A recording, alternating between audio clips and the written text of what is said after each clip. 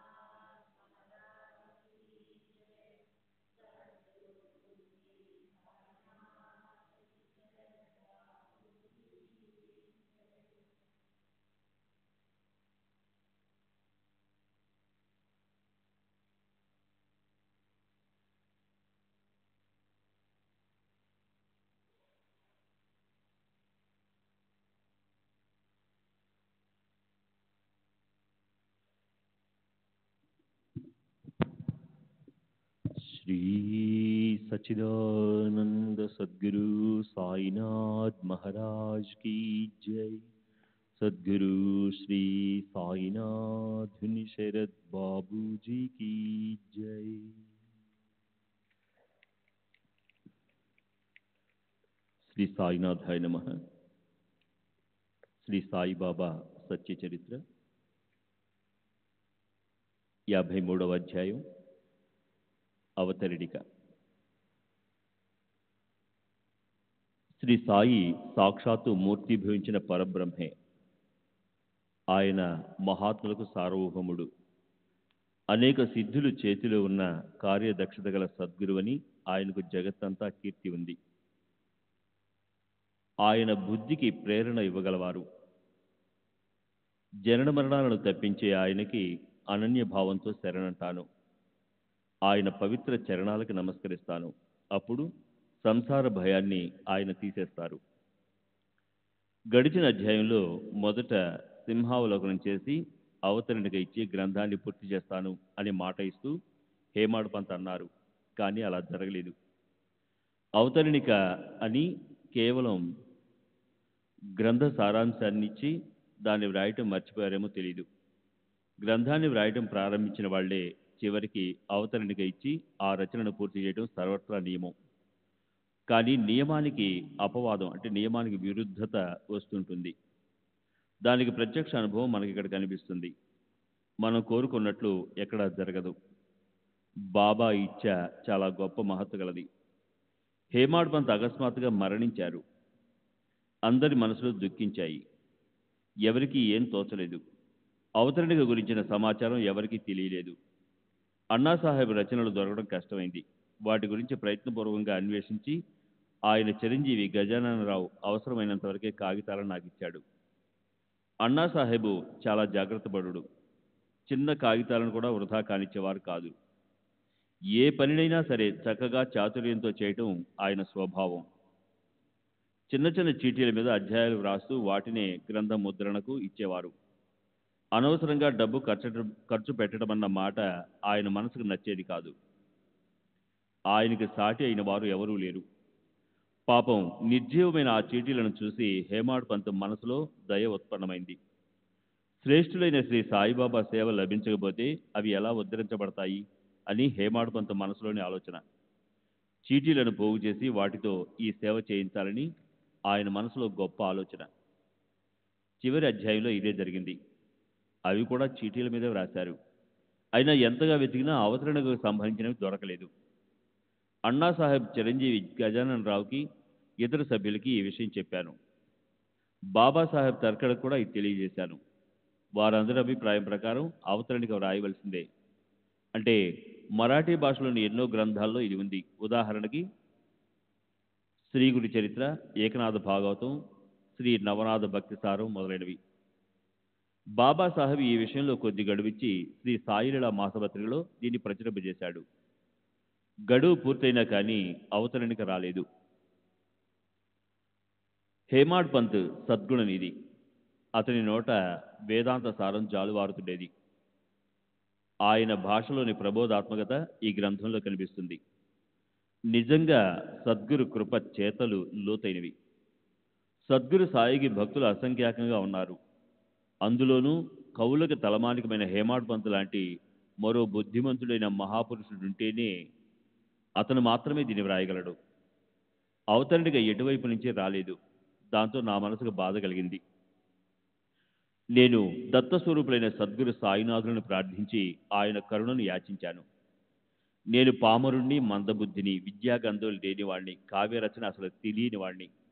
ఈ ఓవీబద్ధ రచన నేను ఎలా చేయగలను? కానీ ఈ విషయానికి ఒకే ఆధారం ఉంది. శ్రీ దత్తస్వరూపులైన సాయిబాబా మనసులో ఉంటే ఆయన దోమనైన మేరు పర్వతాన్ని ఎత్తేలా చేస్తారు.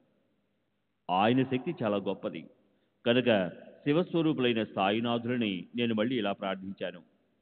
ఓ సాయి నారాయణ, నాపై కృప చూపండి. అవతరణికి వ్రాయటానికి నా బుద్ధికి వెంటనే ప్రేరణ ఇవ్వండి. కావ్యరచన చేసేందుకు నాకు శక్తి లేదు. శ్రీ గురు మహారాజుకి నా మద్దబుద్ధి గురించి తెలుసు. కనుక ఆయన పాదాలకు నమస్కరించి అవతరణిక తయారు చేయటాన్ని ఇప్పుడు ఆరంభిస్తాను. శ్రీ సాయి సచ్చరిత గ్రంథంలోని భాగమైన ఈ అవతరణికను శ్రీ విఘ్నేశ్వర రూపులైన సాయియే పూర్తి చేయిస్తారు. ఆయన వైభవం అపూర్వం, చాలా గొప్పది. నా నోరు నిమిత్త మాత్రం.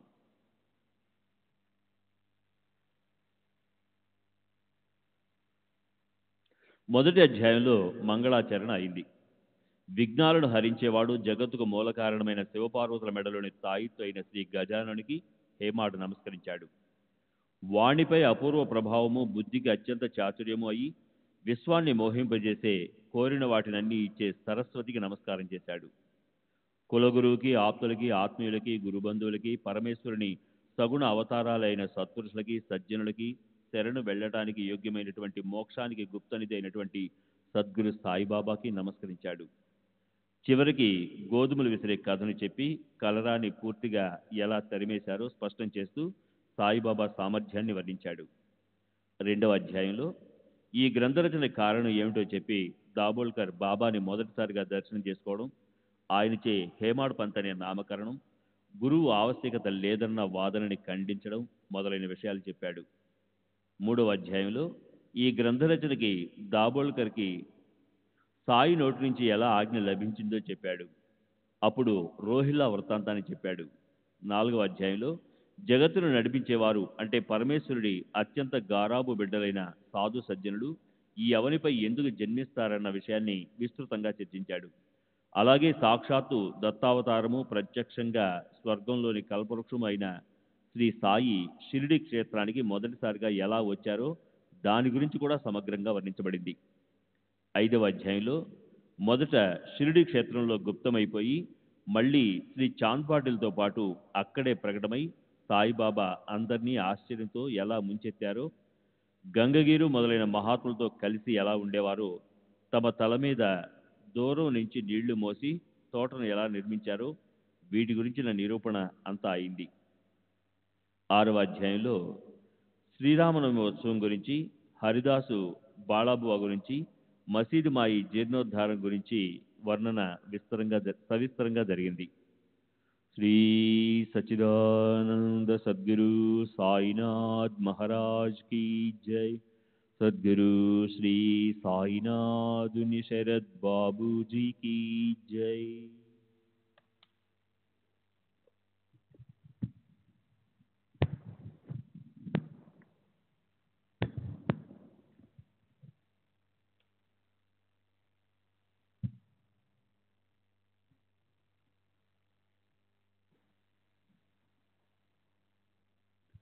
7వ అధ్యాయంలో బాబా ధ్యానస్థులవటం, ఖండయోగము, దౌతి ఇత్యాదులా చేయటం, హిందువుల ముస్లింల నటించటము, మహాత్ముల మనోగతాన్ని తెలుసుకోవటం ఎంత కష్టమో అది వర్ణించబడింది.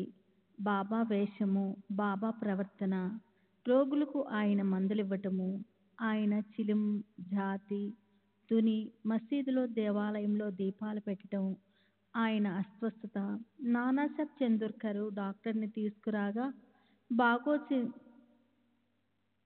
బాగోజ సిందే ఆయన చేతికి నెయ్యి రాసి కట్టుకట్టి చేసే సేవ, ఈ అద్భుతాలు. బాగోజ సిందే కుష్ఠరోగి కాబట్టే కొడుకు గ్రంథి జ్వర నివారణ, నానాసాహెబ్ చందోర్కర్ బాబాని తనతో పాటు పండరీపురం వెళ్దామని ఆర్థించటము, ఇవన్నీ విద్వాంసుడైన హేమాడ్ పంత్ చెప్పారు.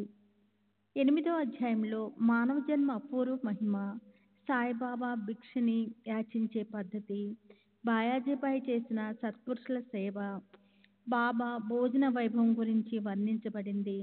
అలాగే బాబా తాత్యా మహల్సాపతి వీళ్ళ ముగ్గురు మసీదులో ఎలా పడుకునేవారో, బాబాకి వాళ్ళిద్దరి మీద ప్రత్యేకంగా ఒకేలాంటి ప్రేమ ఎలా ఉండేదో, రహదా గ్రామానికి చెందిన కుశాల్ చంద్ షావుకారికి శాంతి జ్ఞానాలకు నిలయమైన సాయిబాబాతో ప్రేమానుబంధం ఎలా ఏర్పడిందో, ఈ నిరూపణకు సంబంధించిన ఆనందం కూడా ఈ అధ్యాయంలో ఉంది. 9వ అధ్యాయంలో భక్త శ్రేష్ఠుడు తాత్యా పాటేలు గొప్ప ఇంగ్లీష్ వ్యక్తి. తాత్యా సాహెబ్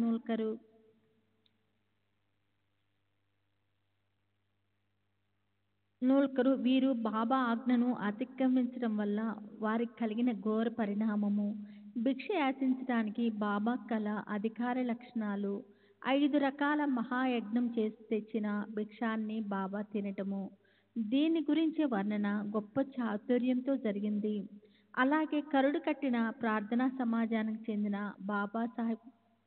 బాబాసాహెబ్ తర్కడు ఆ తర్వాత ఏకనిష్ట గల సాయి భక్తుడుగా ఎలా అయ్యాడన్న కథ కూడా ఈ అధ్యాయంలో చెప్పబడింది. మొత్తం 4 మూరల పొడవు, అలాగే జానెడు వెడల్పు గల దూలానికి వేలాడి తీసిన చెక్క బలం మీద యోగేశ్వర్లు బాబా నిద్రించటము, ఆయన షిరిడీలోకి ఎప్పుడు అడుగు పెట్టారో, ఎన్ని సంవత్సరాలు ఉన్నారో, దేహావసానం ఎప్పుడైందో దీని గురించిన హృద్యోగమ నిరూపణ 10వ అధ్యాయంలో అయింది.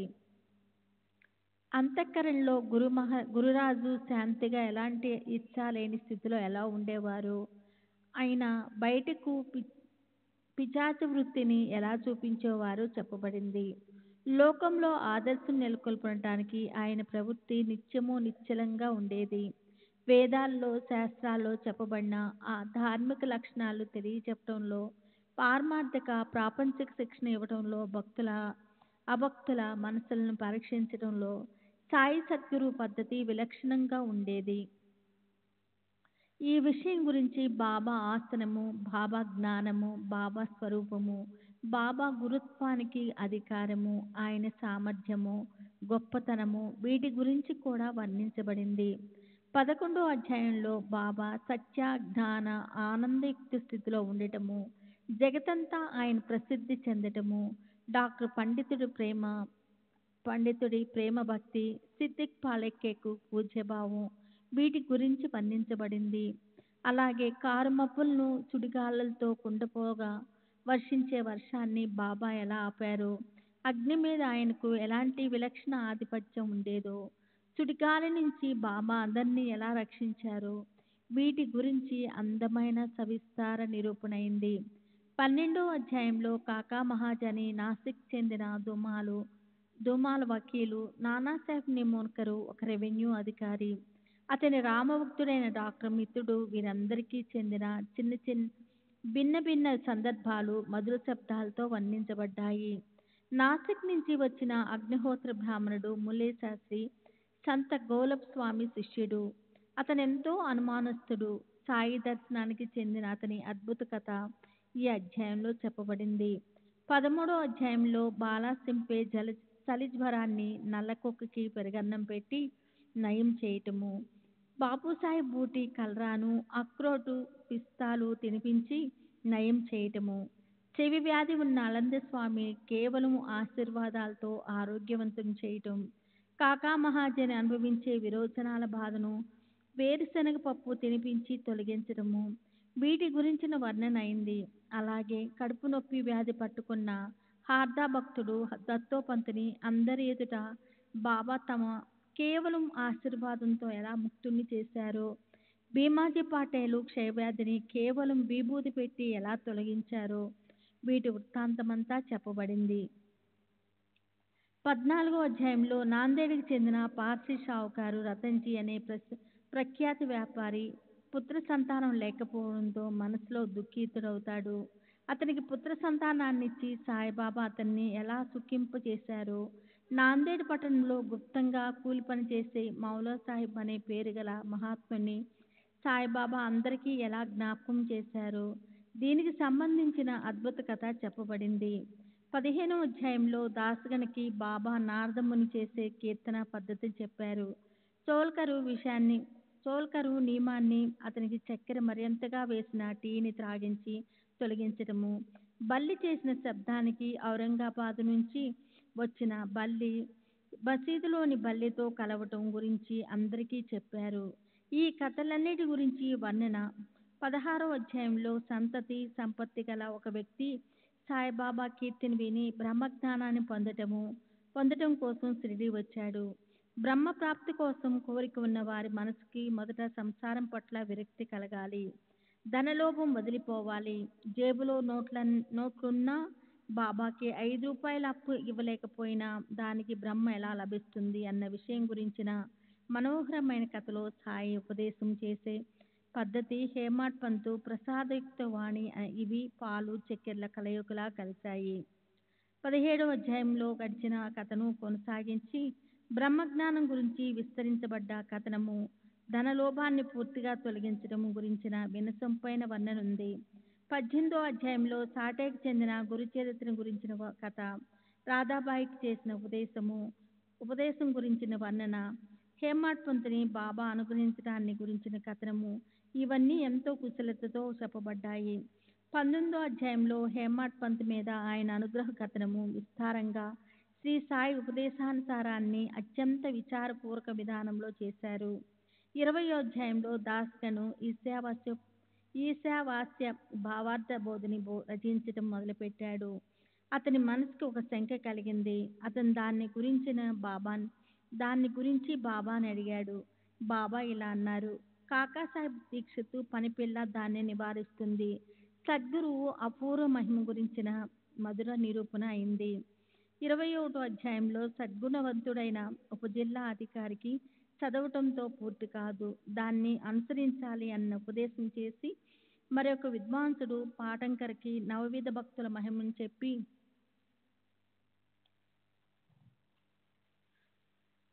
వీరు బాబా ఆజ్ఞను అతిక్రమించటం వల్ల వారికి కలిగిన ఘోర పరిణామము, భిక్ష యాచించడానికి బాబా గల అధికార లక్షణాలు, 5 రకాల మహాయజ్ఞాలు,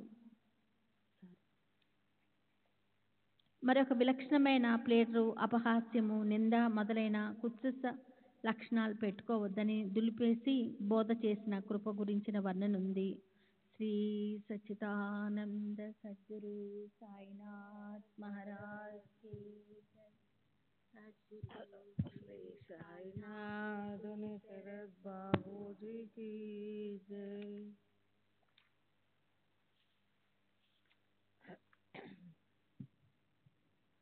22వ అధ్యాయంలో సంసారం నుంచి తరింపజేసే ఈ మసీదు మాయి అంటే ద్వారావతి లేదా ద్వారకాయే అని బాబా అందరికీ చెప్పారు.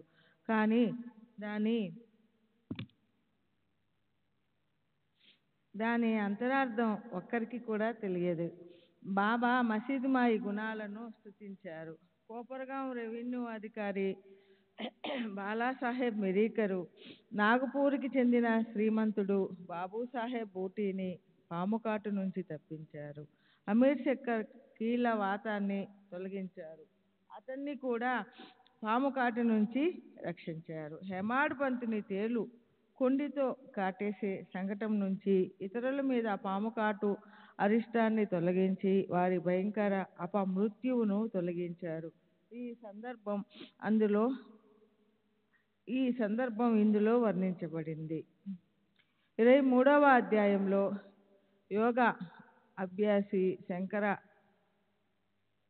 యోగాభ్యాసి శంఖా నిరసన మాధవరావుని పాముకాటు సంకటాన్నించి రక్షించి బాబా అహర్నిశలు వెలిగే దుని కోసం అవసరమైన కట్టెలను సేకరించడం, మేకలను చంపేసే సందర్భం గురించి ఎంతో అందమైన వర్ణన జరిగింది. అలాగే బడే బాబా అసంతృప్తి స్వభావం ఎలా ఉండేదో చెప్పబడింది. ఎంత ఇచ్చినా అతనికి మరింత కావాలన్న కోరిక కలిగేది. గురు ఆజ్ఞను పాటించగల నిష్ట మాత్రం అసలు లేనే లేదు. అయినా అతన్ని బాబా ఎలా గౌరవించేవారో చెప్పబడింది. భక్త శ్రేష్ఠుడు కాకా దీక్షిత్కి గురువు ఆజ్ఞను పొందడంలో పరమ ఏకనిష్ట ఉండేది. అతన్ని పరీక్షించి లోకుల ముందు అతని విశిష్టతను చూపడానికి సద్గురువు ఎలా లీలను చేశారో దీని గురించి విశిష్టమైన గొప్ప వర్ణన జరిగింది. 24వ అధ్యాయంలో శనగలను నిమిత్తం చేసుకొని బాబా హేమాడ్ పంతుకి శిక్షణ ఎలా ఇచ్చారో, సద్గురువును స్మరించకుండా ఏ విషయాలను ఎలా సేవించరాదో, అలాగే అన్నా బాపరే మౌషీబాయి వీరిద్దరికి సాయిబాబా పోట్లాట ఎలా పెట్టారో ఈ పరిహాస గోష్ఠిని కవి శ్రేష్ఠుడు హేమాడ్ పంతు గానం చేశారు. 25వ అధ్యాయంలో అహ్మద్నగర్లో ఉండే ఇత్తడి సామాను తయారు చేసే భక్తుడు దాము అన్నాకి పత్తి ధాన్యం వ్యాపారం చేయాలని ఎంతో కోరిక కలిగింది. కానీ ఆ వ్యాపారంలో అతను నిశ్చయంగా నష్టపోతాడని, మామిడి పండ్లు తింటే సంతానం ప్రాప్తిస్తుందని జ్ఞానరూప సూర్యుడైన శ్రీ సాయి చెప్పిన మాటల గురించిన నిరూపణ అయ్యింది. 26వ అధ్యాయంలో ఇతర మహాత్ముల నుండి అనుగ్రహం పొందిన పంత్ అనే పేరు గల ఒక భక్తుడికి బాబా వెంటనే ఆ విషయాన్ని గుర్తు చేసి ఆనందింపజేశారు. భక్తుడు హరిచంద్ర పితలే కొడుకు మూర్ఛతో బాధపడుతూ ఉంటే ఆ పిల్లవాడి వ్యాధినంతా తమ కేవల కృపాదృష్టితో దూరం చేశారు. పితలేకి ఇది వరకు 2 రూపాయలు ఇచ్చామని చెప్పి ఇంకా 3 రూపాయలు ఇచ్చి వాటిని పూజించమని చెప్పారు. దీని గురించి సమ్మోహనకరమైన వర్ణన జరిగింది. 27వ అధ్యాయంలో ఏకనాథ భాగవతం గ్రంథాన్ని తనకు ప్రసాదంగా ఇవ్వాలన్న ఇచ్చతో కాకా మహాజని బాబా చేతికి ఇవ్వడం, బాబా దాన్ని మాధవరావుకి ఇవ్వడం గురించి చెప్పబడింది. అలాగే ఒక రామదాసి గ్రంథంలో ఉన్న విష్ణు సహస్రనామ గ్రంథం అతనికి తెలియకుండా బాబా తీసుకోవడం, దాన్ని కూడా మాధవరావుకే ఇవ్వడం, ఆ ప్రకారంగా విష్ణు సహస్రనామ గ్రంథాన్ని ఇచ్చి శ్యామారావు మీద దయాసాగరులైన సాయి అనుగ్రహాన్ని ఎలా చూపారో ఆ వర్ణన ఉంది.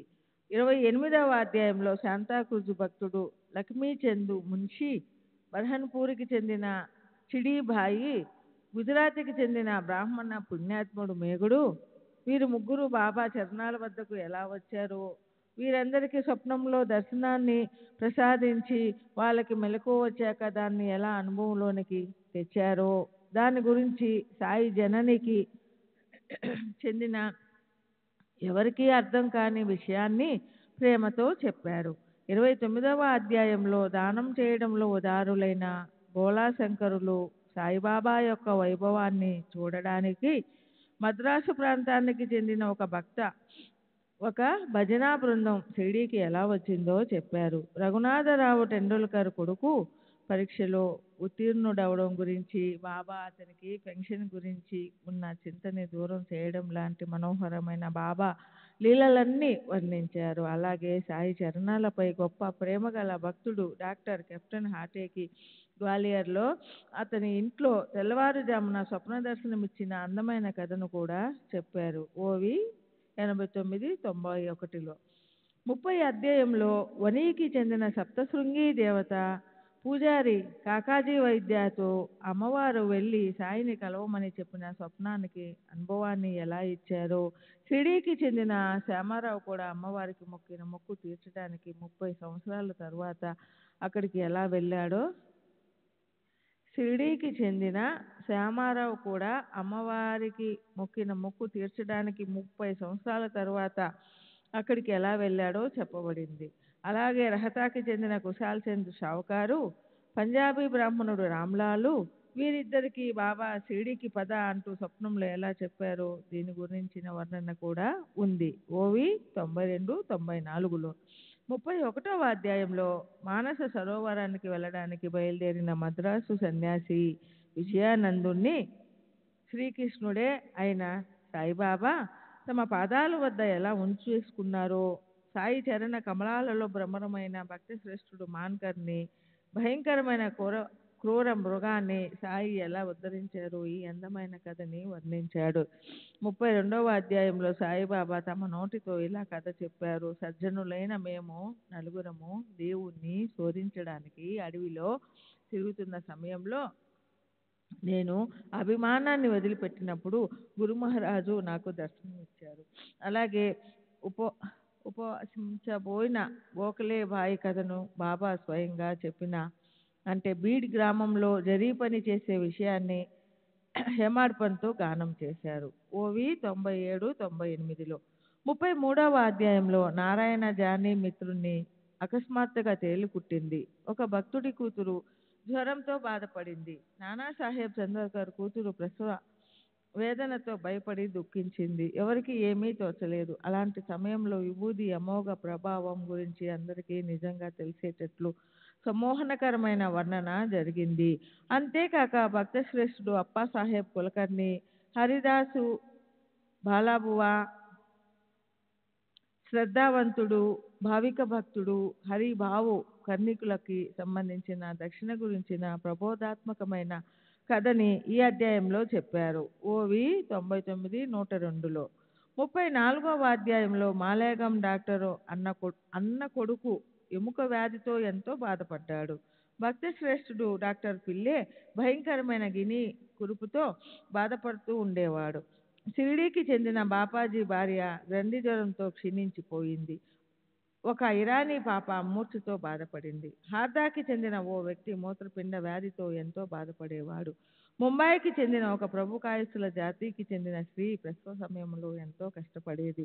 ఈ రోగాలన్నిటినీ విభూది కేవలం స్పర్శతో తొలగించడం గురించిన నిరూపణ ఉంది.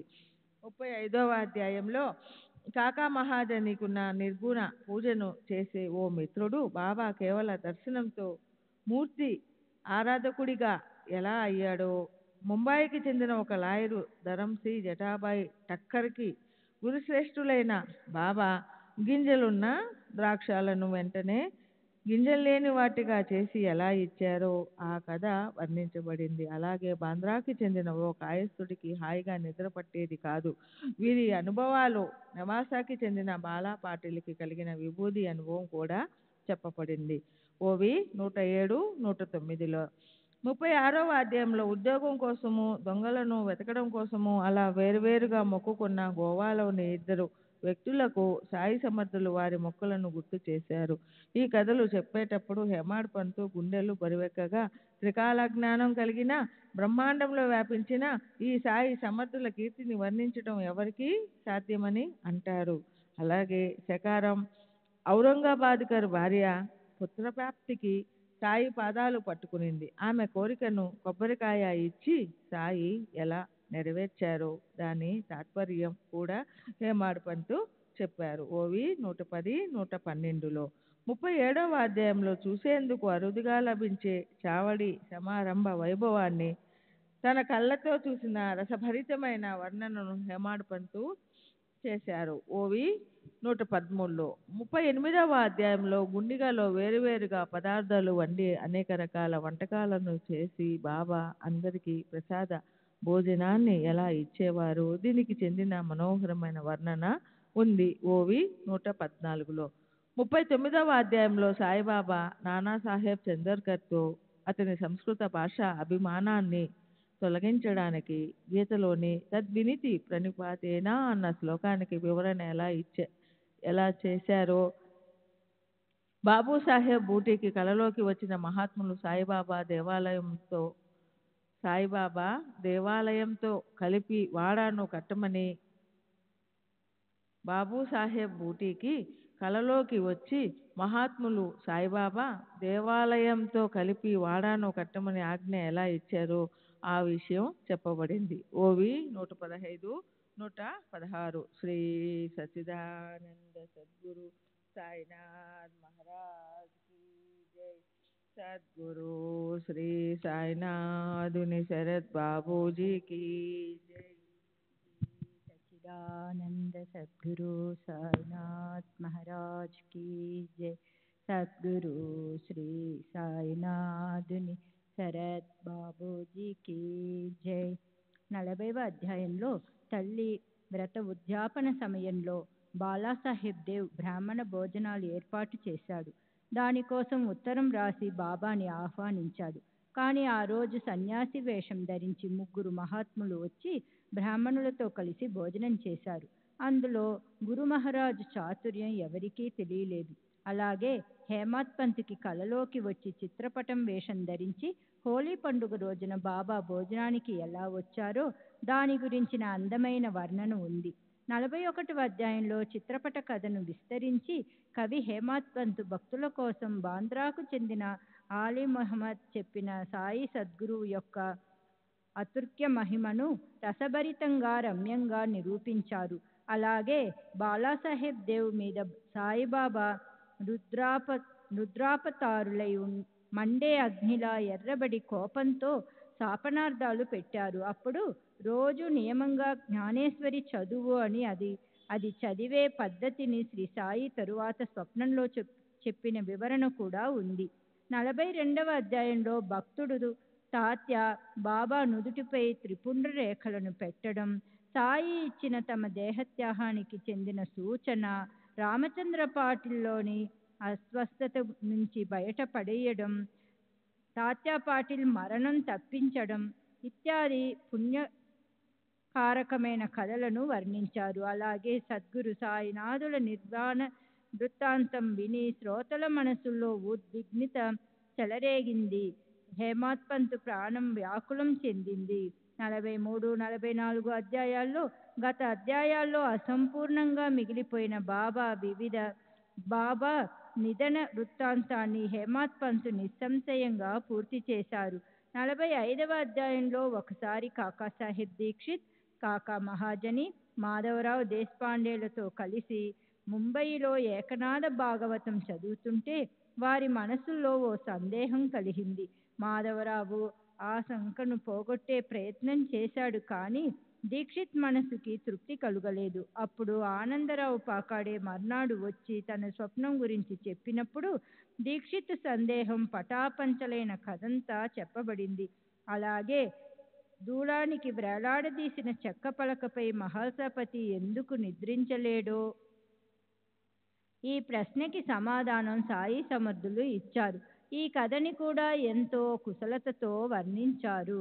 46వ అధ్యాయంలో తన ప్రదేశంలో కూర్చుని సాయిబాబా అన్ని ప్రదేశాల్లో పరిభ్రమించటం ఎలా జరుగుతుందో, కాశీ గయలకు విచిత్రంగా వెళ్ళి ఆయన జనులకు చమత్కారాన్ని ఎలా చూపించారో అద్భుతమైన ఈ బాబా చరిత్ర చెప్పారు. చాందోర్కర్ కొడుకు పెళ్లికి వెళ్ళమని బాబా శ్యామకు చెప్పారు. గయలో అతని దృష్టికి బాబా పటం రూపంలో కనిపించారు. అలాగే 2 మేకల పూర్వజన్మకు చెందిన రమ్యమైన, మధురమైన, పవిత్రమైన గుప్త కథను సాయి శంకరులు తమ నోటితో చెప్పారు. దాని వర్ణన కూడా ఉంది 47వ అధ్యాయంలో. అలాగే ఓ పాము, కప్ప లేదా లోబి వడ్డీ వ్యాపారులకి చెందిన గతకాలపు నిజమైన వృత్తాంతాన్ని సాక్షాత్తు బ్రహ్మ, విష్ణు, మహేశ్వరులే అయిన శ్రీ సాయి చెప్పటంతో వైరము, హత్య, రుణము తీర్చుకోవడానికి మళ్ళీ జన్మించవలసి ఉంటుందన్న ఉపదేశంతో హృద్యంగమ వర్ణన ఉంది. 48వ అధ్యాయంలో ఒక భక్త శ్రేష్ఠుడు షేవడే వకీలు పరీక్షా విధానం, మరొక అభావికుడు సపత్నేకర్పై బాబా చూపిన కృప గురించిన వర్ణన ఉంది. 49వ అధ్యాయంలో ముంబైలో ఉండే హరి కానోబా, హరిద్వారానికి చెందిన వక్రబుద్ధి కల సోమదేవ స్వామి, వీరిద్దరూ అభిమానం పెట్టుకుని మహాత్ములను పరీక్షించటానికి షిరిడీ వచ్చారు. దర్శనం చేసుకోగానే బాబా వారి మనసులో ఉన్న విషయం చెప్పినప్పుడు వాళ్ళు వెంటనే సిగ్గుపడ్డారు. సాయి చరణాల్లో మనసుని పెట్టి వారి జన్మజన్మల పాపాలను ప్రక్షాళనం చేసుకున్న వృత్తాంతం చెప్పారు. అలాగే బాబా దగ్గర కూర్చుని ఉన్నప్పుడు గోషాలో ఉన్న ఒక అందమైన స్త్రీ సౌందర్యాన్ని చూసి నానాసాహెబ్ చందోర్కర్ మనసు వికారానికి లోనైంది. ఈ విషయం కూడా చెప్పారు.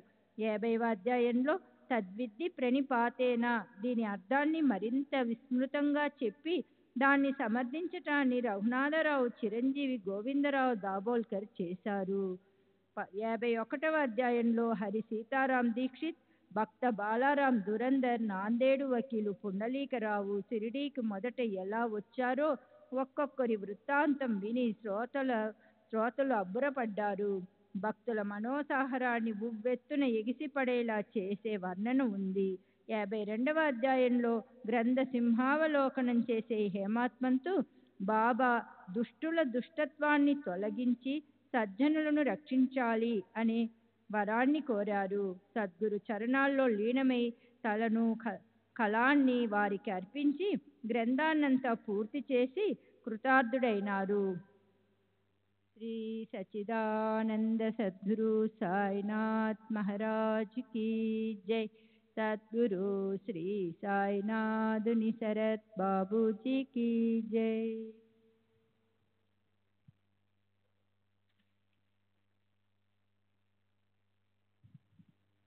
శ్రీ సచ్చిదానంద సద్గురు సాయినాథ్ మహారాజ్ కీ జై. సద్గురు శ్రీ సాయినాథుని శరత్ బాబూజీ కీ జై. ఈ ప్రకారంగా గోవిందరావు శ్రీ సాయి సచ్చరిత అధ్యాయాలను పూర్తి చేశారు. అతని పాదాలకు నమస్కరించి, సమస్త విశ్వానికి తల్లి అయిన గురుజననికి నేను నమస్కరిస్తున్నాను. అధ్యాయం సారాంశం చెప్పటాన్నే అవతరణిక అంటారు. మోక్షాన్ని కోరుకునే రసికులకు అది నిజమైన ముక్తి మార్గం. ఉత్తరీయ, దేహంపై వేసుకునే బైబట్ట, పాత చింకి బట్టని అతుకుపెట్టినట్లు ఈ శ్రీ సాయి సచ్చరిత్రకు ఇటువంటి అవతరణికను జత చేశారేమిటని దీన్ని తిరస్కరిస్తారేమో. చతురులైన శ్రోతలు ఈ దాసుడి విన్నపాన్ని ఒక్కసారి వినండి. ఉత్తరీయం కాదు, బొద్దుగా ముద్దుగా ఉన్న పసివాడికి దృష్టి తగలకూడదని ఈ దీటైన బాల దిష్టి చుక్క పెట్టాడు. ఈ గ్రంథం అందమైన రుచికరమైన భోజనం. అందులోని అధ్యాయాలనే అనేక రకాల పదార్థాలను చక్కగా జీర్ణమవడానికి ఈ అవతరణిక అనేది ఒక రచన అనే మజ్జిగను తాగడమే అవుతుంది. ఈ గ్రంథం సదా కోరుకున్న పదార్థాలను ఇచ్చే అధ్యాయాలనే శుద్ధ నిర్విఘ్నంగా అవయవాలున్న కామధేనువు. దానికి దిష్టి తగలకూడదని అవతరణిక అనే దృష్టి తగలకుండా వేసే మణుల మాల మెడలో వేయబడినది.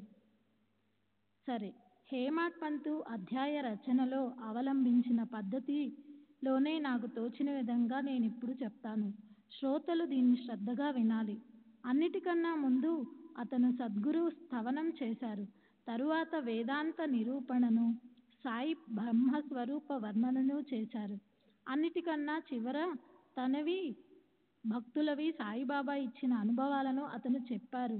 హేమాడ్ పంతు మొదటి నుంచి శాస్త్ర వాద్యమంలో ప్రవీణుడు. అందులోనూ సద్గురువు సాయి ప్రసన్నులై అతన్ని గ్రంథం అనే పిండి వంటలు తయారు చేయడానికి వెంటనే ప్రతిభా సంపన్నుడిగా చేశారు. ఈ గ్రంథంలో మధురమైన అనుభవాలను పొందిన వారి జనన మరణాల పరిభ్రమణ ఆగిపోతుంది. వారికి మోక్ష పదవి అయిన అక్షయ సంపత్తి లభిస్తుంది. హేమాడ్ పంతు రసభరితమైన వానికి సాయి కృప అనే చక్కటి లాభం కలిగింది. దానికి పాలు, చెరుకు రసాల యోగం పట్టింది. ఇక గ్రంథం గొప్పతనాన్ని ఏం వర్ణించను? గ్రంథకర్తలు ఎందరో ఉంటారు, కానీ విశ్వానికి ఆధారము, లక్ష్మికి భర్త అంటే శ్రీ విష్ణువే అయినా నిజమైన సద్గురువు లభించనంత వరకు భాషకి చెందిన సుబోధతకు అధికారం ప్రాప్తించదు. శాస్త్రాలెన్నింటినీ అభ్యసించినా సద్గురు కృప లేకపోతే ఇలాంటి గ్రంథ రచన జరగదు. ఈ మాట ఎంతో నిజం. ఈ శ్రీ సాయి సచ్చరితను ఎవరు స్తుతించగలరు? ఈ గ్రంథ యోగ్యతను దేనితోనూ పోల్చలేము. ఈ గ్రంథానికి హేమాడ్ పంతు లాంటి కర్త లభించారు. ఇది ముముక్షులకు గొప్ప అదృష్టం అనాలి. గోవిందరావు ముముక్షుల కోసం గ్రంథం అనే మధురం పిండి వంటలు తగిన సమయంలో విపులంగా చేసి పెట్టడం వల్ల ఈ గ్రంథం అవనిపై ఉన్నంత వరకు ఈ జగత్తులో అతని కీర్తి గర్జించబడుతుంది. సద్గురు కృపతో ఉత్పన్నమైన ఈ గ్రంథం ధన్యం. ముముక్షువులకు ఇది పూజనీయం. వారి యొక్క సారా విచారంలో అసమర్థతను అది తొలగిస్తుంది. కోట్లాది జన్మల పర్యంతం చక్కటి పనులు చేయడం వల్ల గోవిందరావుకి ఈ సేవ లభించింది. గ్రంథరచన అనే మధురమైన మిఠాయి లభించింది. హేమాడ్ పంతు విద్వాంసుడు, వేదాంత విద్యలో ప్రీతి ఉన్నవాడు, గొప్ప భక్తుడు. సాయి చరణాల్లో అతనికి ఎంతో ఆసక్తి. వేదాంత విషయాలు అర్థం చేసుకోవడం చాలా కష్టం. వారిలో భక్తి జ్ఞానాలను జోడించి అలా గ్రంథాన్ని రచించటం గురు కృప లేకుండా నిజంగా కష్టం. ఇవి అధ్యాయాలు కావు. శ్రీ సచ్చిదానంద సద్గురు సాయినాథ్ మహారాజ్ కీ జై. సద్గురు శ్రీ సాయినాథ్ శరత్ బాబూజీకి జై. ఇవి అధ్యాయాలు కావు, బంగారు దిమ్మెలే అయి ఉన్నాయి. అందులో హేమడ్ పంతు మహా గొప్ప ప్రయత్నంతో కదలనే ఆ అమూల్య రత్నాలను వాటి అర్థమనే తేజో కిరణాలతో సహా పొదిగాడు. ఈ అధ్యాయాలు సువాసనలను గుబాలించే పూలతో గుచ్చిన మాల. వాటిని ప్రేమికుడైన పసివాడు గోవిందుడు మనసారా శ్రీ సాయి సద్గురువు మెల్లో శుద్ధ భక్తితో అర్పించాడు. అనేక రకాలైన ఈ అధ్యాయాలు బంగారు కలశాలే అయి ఉన్నాయి. అందులో రఘునాథరావు పుత్రుడు గోవిందరావు ముముక్షువుల అహంకారాన్ని అణచివేయటానికి గంగా జలాన్ని నింపి పెట్టాడు. ఈ గ్రంథమనే రణరంగపు ఆకాశంలో రఘునాథ పుత్రుడు గోవిందరావు తన బుద్ధి అనే కత్తితో రాక్షస ప్రవృత్తి గల లోకుల గర్వాన్ని, అభిమానాన్ని, దంభాన్ని నియాలు చేసి అధ్యాయాలని జయ పతాకాలు ఎగురేశాడు. ఈ గ్రంథం రత్నాలు పొదిగిన పంచహారతి. ఇందులో అధ్యాయాల్లోని కథలు నూనెవత్తులు అనే అర్ధరూప ప్రకాశాన్ని తీసుకొని శాంతి, విరక్తి అనేవి రెండు మహాత్ములకే రారాజు అయిన శ్రీ సాయికి హారతివ్వటానికి వస్తాయి. ఈ గ్రంథం విశ్వాసాన్ని మోహింపచేసే మాయ. అది అధ్యాయాలను చేతులను పైకెత్తి కథల యొక్క అర్థాలనే కేయూరాలతో సహా అలంకరించుకొని సాయి అనే బ్రహ్మాన్ని ఆలింగనం చేసుకోవటానికి సిద్ధంగా ఉంది. ఈ సాయి చరిత్ర గ్రంథాలకే సామ్రాట్. ఇందులోని అధ్యాయాలు చాతుర్యం కల స్తుతి పాఠకులు. అవి సామ్రాట్ అపరిమితమైన వైభవాన్ని శ్రద్ధతో, జ్ఞానంతో, వేదాంతంతో వర్ణిస్తాయి.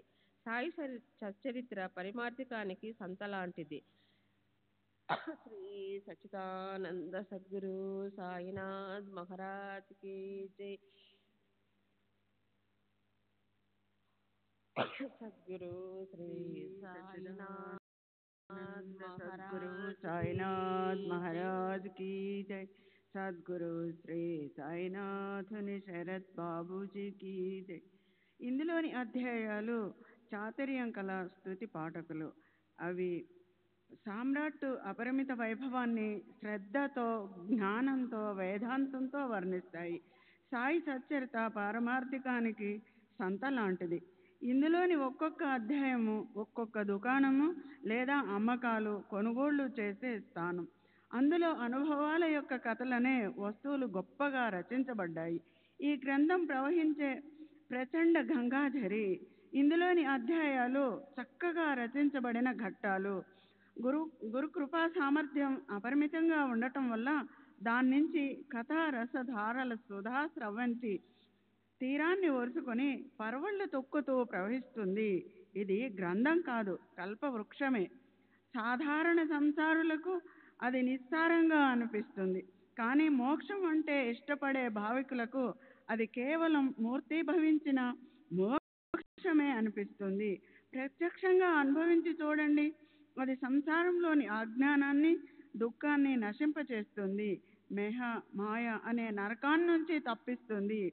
శాశ్వతంగా అంటిపెట్టుకుని ఉండే శాంతినిస్తుంది. దాన్నే నిజమైన స్మారకం అనాలి. గ్రంథకర్త గోవిందరావు భ్రమరమై సాయి చరణ కమలాల్లో శాశ్వతంగా నవోన్మేష పుష్పరసాన్ని రుచి చూస్తూ ఉంటాడు. అతని ఇంటి పేరు దాబోల్కర్. అతను విద్య, వినయ, ఆచార సంపన్నుడు. ఇంగ్లీషు వారి సేవలో తత్పరుడైన ఒక అధికారి అతని భార్య రకుమాబాయి సౌశీల్యవతి, భావికురాలు, పతిపరాయణురాలు, వినయశీలి. ఆమెకు సాయి చరణాల్లో దృఢమైన విశ్వాసం ఉండేది. ప్రస్తుతపు సింధుదుర్గ జిల్లాలో వేంగుర్య దగ్గర దాబోలి అనేది వాళ్ళు అసలు ఉండే స్థానం.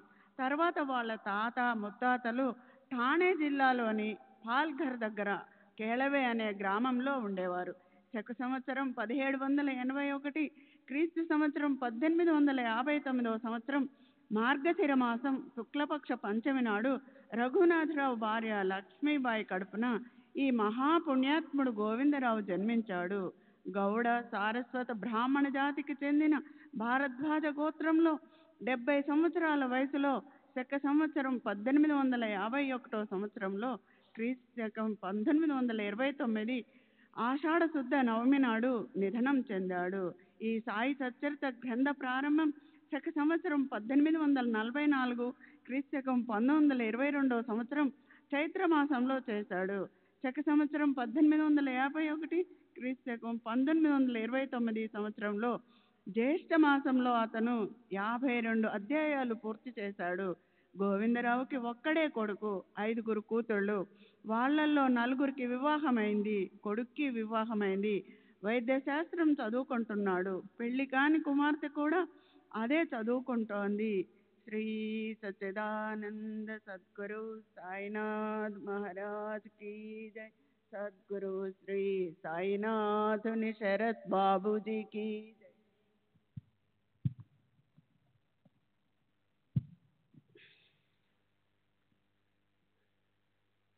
ఇప్పుడు శ్రీ గురు చరిత్ర లేదా ఇతర గ్రంథాల్లో ఇచ్చిన పారాయణం చేయవలసిన పద్ధతి, సప్తాహం చేయడానికి సులభమైన పద్ధతి చెప్తాను. శ్రోతలు శ్రద్ధగా వినండి. పారాయణం చేసేటప్పుడు మనసుని పరిశుద్ధం చేసుకుని భక్తి భావంతో చేయాలి. దీన్ని 1, 2 లేదా 3 రోజుల్లో ముగిస్తే శ్రీ సాయినారాయణులకి సంతోషం కలుగుతుంది. అలా కాకపోతే దాన్ని విశ్రాంతిగా 7 రోజుల్లో పూర్తి చేస్తే పుణ్య సంపతి జత కలుస్తుంది. మనసులోని కోరికను సాయి నెరవేరుస్తారు. సంసార భీతిని నశించిపోతుంది. గురువారం ఉదయాన్నే స్నానం చేసి పారాయణం ప్రారంభించాలి. నిత్యకర్మలు త్వరగా ముగించుకుని ఆసనంపై కూర్చోవాలి. అందంగా విశాలమైన మండపం తయారు చేసి అరటి స్తంభాలు, కొబ్బరి ఆకులు, వస్త్రాలు మొదలైన వాటితో పైన మనోహరంగా అచ్చందనం చేసి దాన్ని అందంగా తయారు చేసుకోవాలి. అందులో ఎత్తైన ఆసనం అంటే పీట లేదా బల్ల వేసి చుట్టూరా వివిధ రంగుల్లో దృష్టికి సుఖదాయకమైన రకరకాల ముగ్గులు వేయాలి.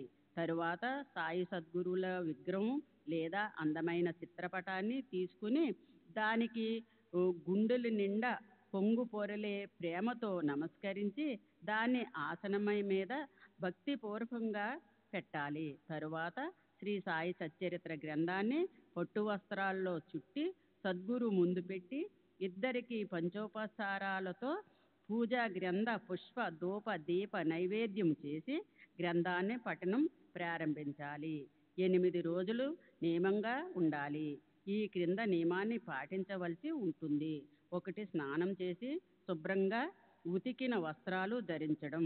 2 ఉపవాసం ఉంచడం. 3 ఆచరణం శుద్ధిగా నీతిబద్ధకంగా ఉంచుకోవడం. 4 స్త్రీ సంగం చేయకుండా ఉండడం. 5 భూమి మీద శయనించడం. కేవలం పాలు పళ్ళు తీసుకోవడం లేదా వేయించిన ధాన్యాన్ని తినడం లేదా రోజంతా ఏమీ తినకుండా కేవలం రాత్రివేళ లేక పగటిపూట ఏదో ఒక పూటే తిని ఉపవాసం చెయ్యాలి.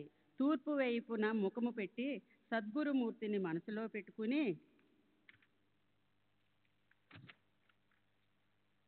మనసుని స్వస్థంగా చేసుకుని ఆనందంగా గ్రంథాన్ని చదవాలి. 8, 8, 7, 8, 6, 8, 7 ఆ ప్రకారంగా అధ్యాయాలను రోజు వరుసగా 7 రోజుల్లో చదివి 8వ రోజున కేవలం అవతరికణక అంటే చివరి 53వ అధ్యాయం చదవాలి. 8వ రోజు నియమాన్ని పూర్తి చేసి సాయినారాయణకి నైవేద్యం పెట్టాలి. ఆస్తులకు బ్రాహ్మణులకు మంచి భోజనం యథాశక్తి దక్షిణ ఇవ్వాలి. రాత్ర వైదిక బ్రాహ్మణులను పిలిపించి వారి చేత వేదాలను గట్టిగా చదివించాలి. తరువాత చక్కెర వేసిన తీయటి పాలును తాగించి దక్షిణ ఇచ్చి వారిని సంతోషపెట్టాలి. చివరికి సాయి సమర్థ శరణాలకు నమస్కరించి ఆయనకి యోగ్యమైన దక్షిణ ఇవ్వాలి. దాన్ని షిరిడీ సంస్థానం నిధి అభివృద్ధి చెందడానికి పంపించాలి. దానివల్ల సాయి భగవానులు ప్రసన్నులై భక్తులకు వరాలిచ్చి సంసార భయమనే సర్పాన్ని నాశనం చేసి మోక్షాన్ని గుర్తింపు నిధిని చూపిస్తారు. శ్రీ సచ్చిదానంద సద్గురు సాయినాథ్ మహారాజ్ సద్గురు శ్రీ సాయినాథ్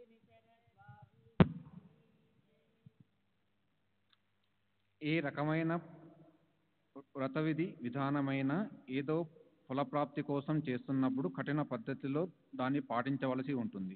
అయితే దేన్ని కోరకుండా కేవలం భక్తిభావంతో ఉపాస్య దేవతను ప్రసన్నం చేసుకోవడానికి ఏదో ఒక నియమాన్ని పాటిస్తున్నప్పుడు అందులో భక్తి శ్రద్ధ అనేవి గొప్ప మహత్తు కలవి.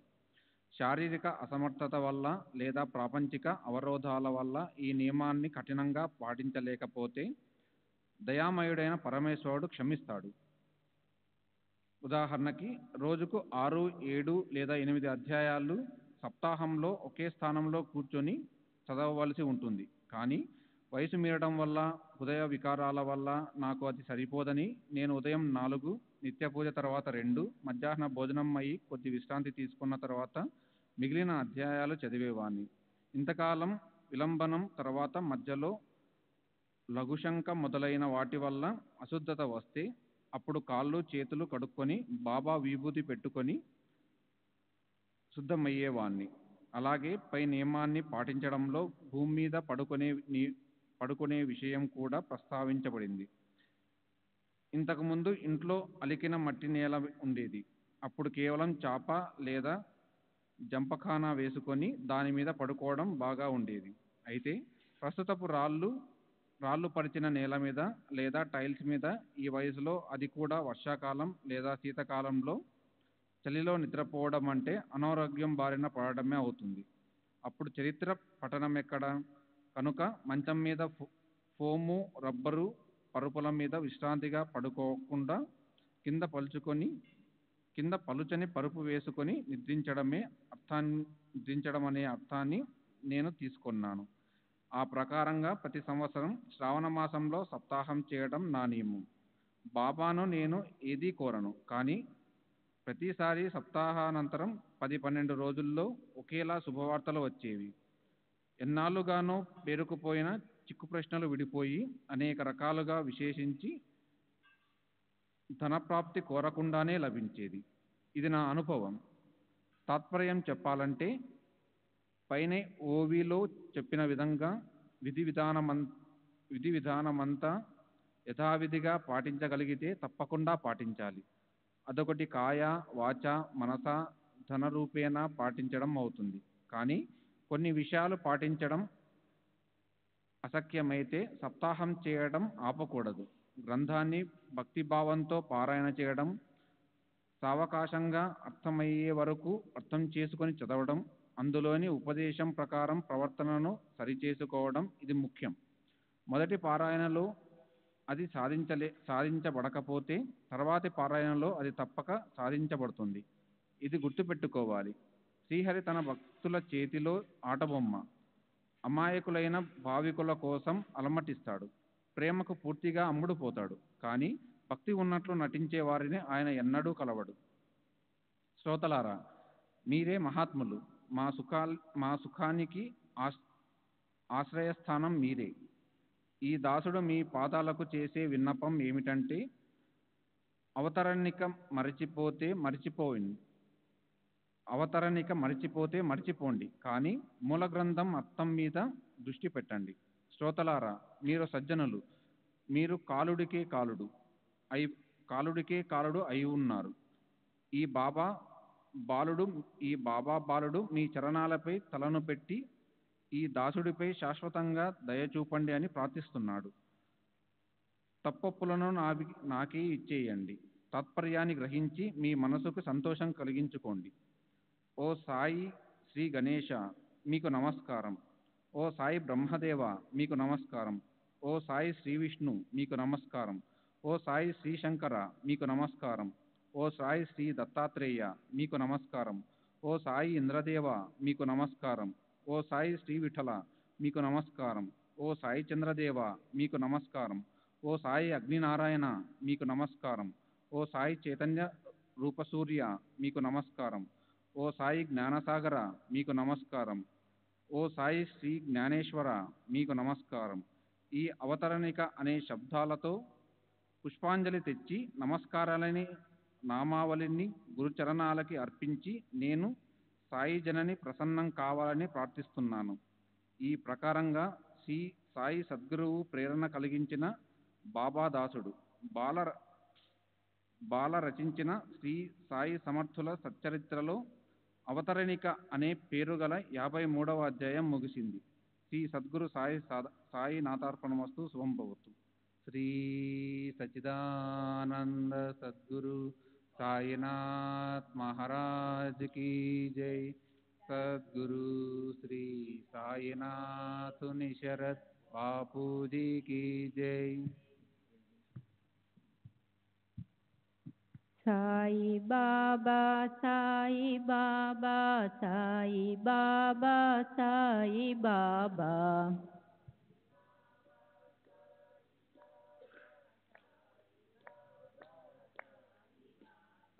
साई बाबा साई बाबा साई बाबा साई बाबा.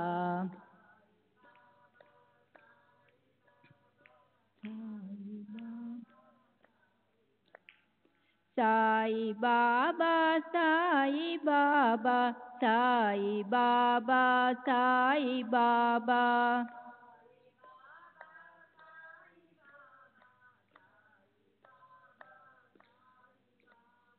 साई बाबा साई बाबा साई बाबा साई बाबा.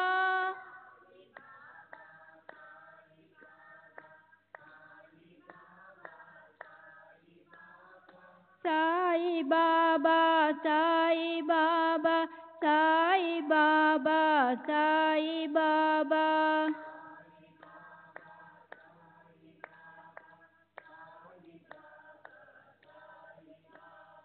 साई बाबा సాయి బాబా సాయి బాబా సాయి బాబా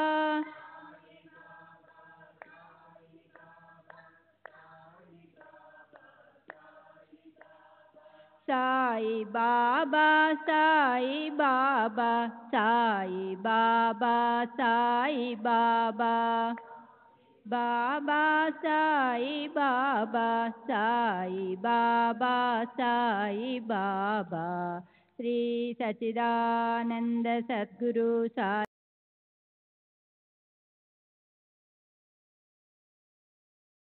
जी की जय।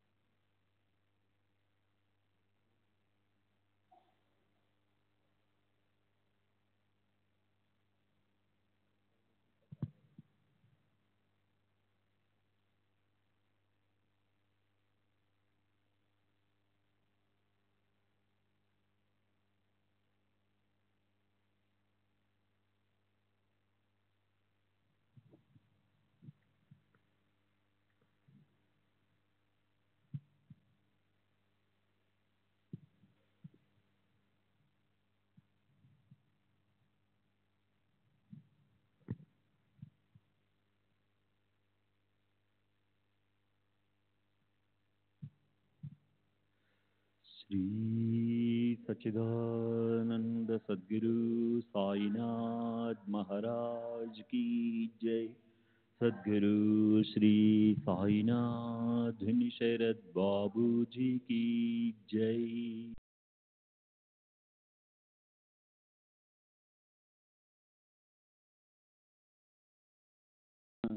साई रहम नजर करना, बच्चों का पालन करना। जाना तुमने जगत पसारा, सब ही झूठ जमाना। जाना तुमने जगत पसारा, सब ही झूठ जमाना। साई रहम नजर करना, बच्चों का पालन करना। साई रहम नजर करना, बच्चों का पालन करना। मैं अंधा हूँ बंदा आपका, मुझसे पथ दिखलाना। मैं अंधा हूँ बंदा आपका, मुझसे पथ दिखलाना। साई रहम नजर करना, बच्चों का पालन करना। साई रहम नजर करना, बच्चों का पालन करना। दास गण कहे अब क्या बोलूं, थक गई मेरी रसना। दास गण कहे अब क्या बोलूं, थक गई मेरी रसना। साई रहम नजर करना, बच्चों का पालन करना। साई रहम नजर करना, बच्चों का पालन करना। रहमो नजर करो अब मोरे साई, तुम बिना नहीं मुझे माँ बाप भाई। रहमो नजर करो मैं अंधा हूँ बंदा तुम्हारा मैं अंधा हूँ, तुम्हारा मैं ना जानू, मैं ना जानू, मैं ना जानू, अल्लाह इलाही रहमो नज़र करो, रहमो नज़र करो।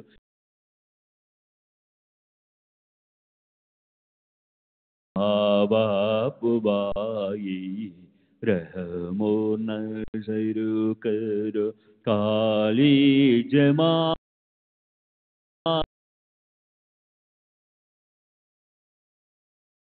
जमाना मैंने गमाया, साथी आखिर का, साथी आखिर का, साथी आखिर का, तुम बिना कोई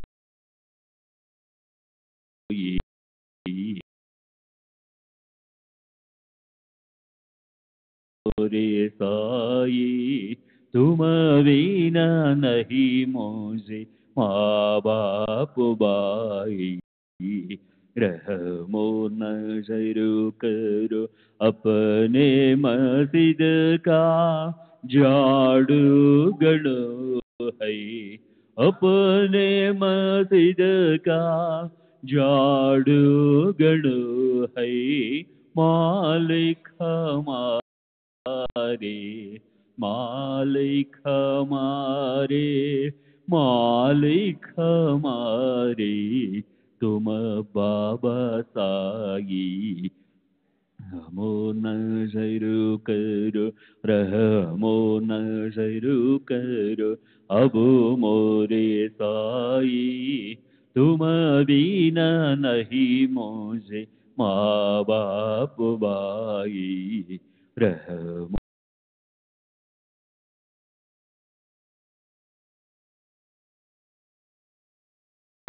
महाराज की जय।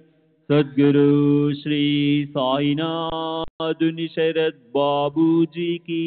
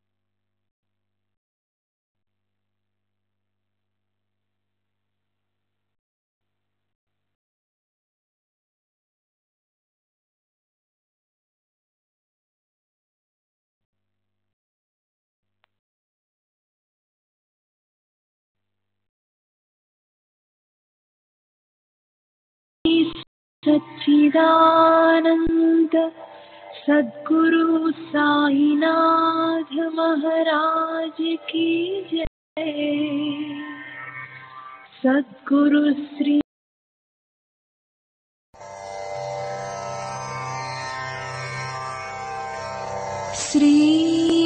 सच्चिदानंद सद्गुरु साईनाथ महाराज की जय।